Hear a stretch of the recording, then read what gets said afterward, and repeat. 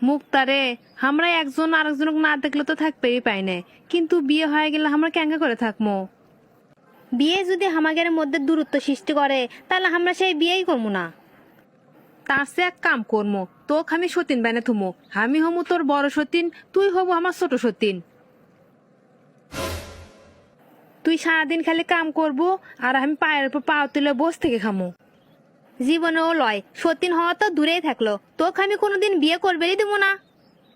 হে মুক্তা, তুই তাহলে আমার কি হচ্ছু? ছোট সতীন ক?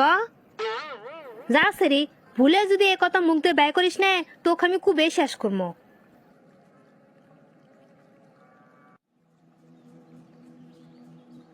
এ রিয়া, আসার পর থেকে দেখেছি তোর মন খারাপ, কি হচ্ছে কত? মুক্তা, আমার বিয়ে ঠিক হয়ে গেছে, কয়দিন পরে আমার বিয়ে। কি কি করলু তুই? আবার আনা কত শুনি। তুই যা শুনছু ঠিকই শুনছু, ইমরান নামে এক ছেলের সাথে আমার বিয়ে ঠিক হচ্ছে।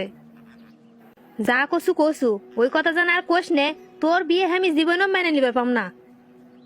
বিয়ে হলে তুই আমার সাথে কথা কর পাবো না, আমার সময় দেবার পাবো না, আমি তো সেটা সহ্যই করে পাবো না।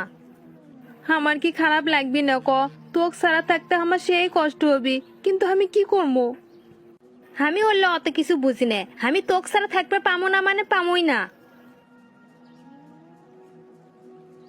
আচ্ছা, তুই বিয়ে করবো তো কর, তোর সাথে আজ থেকে আমি আর